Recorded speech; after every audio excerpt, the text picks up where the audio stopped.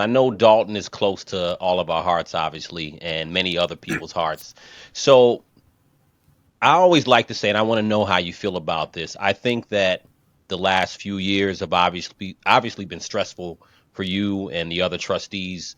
Do you think that I think everything happens for a reason? Do you think that this what has happened with Dalton?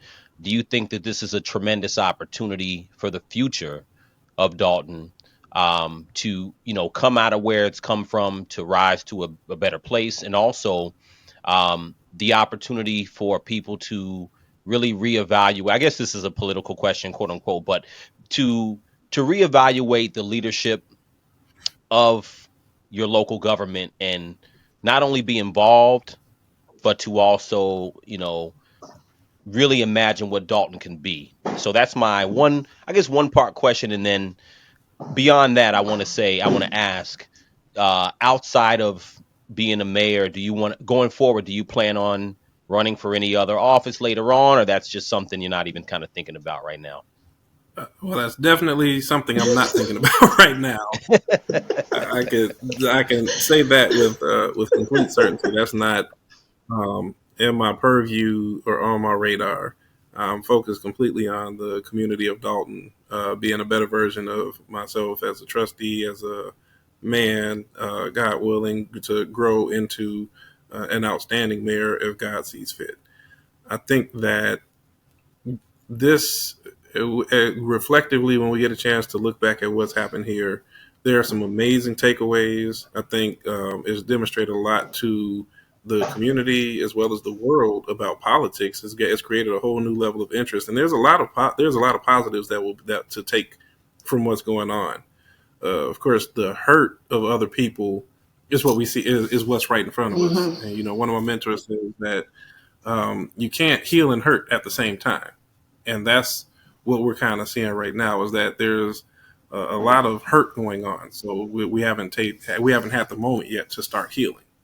And when we do heal, we're going to see how the community and the residents have come together, how individuals from all across this country have taken interest in Dalton and started to care and pour their hearts. And, you got people in California and Georgia and overseas having arguments about what's going on in Dalton.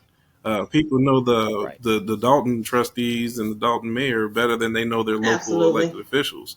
So Right. I think it's incumbent on us to take that energy and maximize it, for the benefit of the community and for Dalton, but also for those around the world that have poured into us. So I think there's going to be tremendous opportunities, and it'll be the responsibility of a new administration to make the most of that.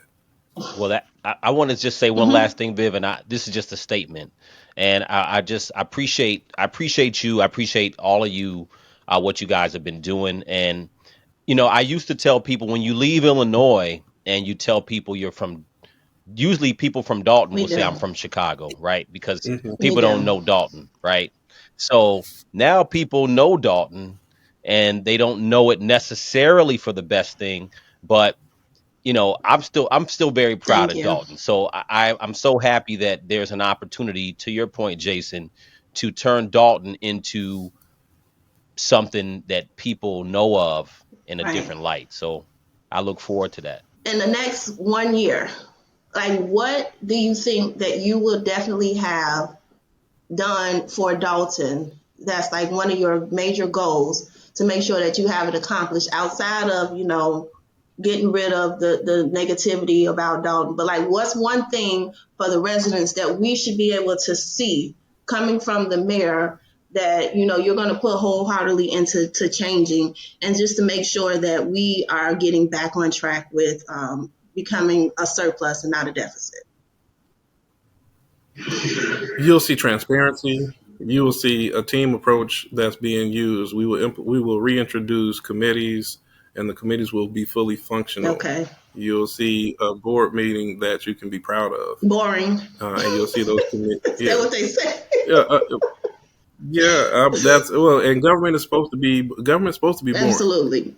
You don't want to turn to the government and say, "Oh, I want to see reality TV." That's what you that's what you pay MTV VH1 to have that form of What about entertainment. cow meetings? Will you reinstate those right away? Absolutely, Okay. absolutely. All right. You'll see people have an opportunity to speak at the board meeting and get answers to their questions. You'll see a lot of government in action. You'll see more transparency with the website and the documentation that's put up on the website. Okay. You'll see better communications with the skills that Trustee Edward Steve has to get out to the community and be more engaging. You'll see more youth activities with Trustee Norwood and what she does with the kids. She did what Wild is and that? out. Wild and Yeah, I Out saw that. with the youth. Oh my God, I that was was so jealous I amazing. couldn't make it. Did you go? Well, I'm Oh talking about I yes, couldn't yep. make it. I I wasn't mean, invited anyway, but I would have snuck up there for that one. But no, yeah, that was awesome and yeah. amazing, So and I'm you'll see glad that more. she You'll see can more still of do that. things at Thornridge despite the climate of what's going on in Dalton right now. Yeah, I mean, but the same thing you'll see with what Trustee Tammy Brown does, the collaborative efforts with the Park District and the Library Board, and her being kind of the glue between different Okay. entities. So Is she going to you stick will see a around lot. once this election cycle is over and like do another type of role, or is she just going to fade into the background? Do you know her plans?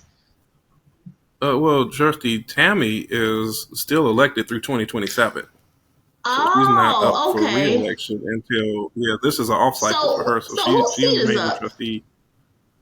The seats that are up are Kiana Belcher, Trustee Brittany Norwood, and myself as Okay, so trustees. Edward technically can fit into your seat. And that makes okay. I'm sorry, I was thinking about it the wrong way. I don't know why I thought Tammy's seat was up. Okay, no, that's Yeah, awesome. So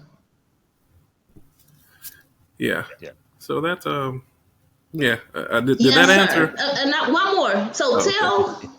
tell us why do we because I was making calls for you guys and I get a lot of people saying that, hey, I don't know enough about Mayor House to make a decision on who I want to vote for.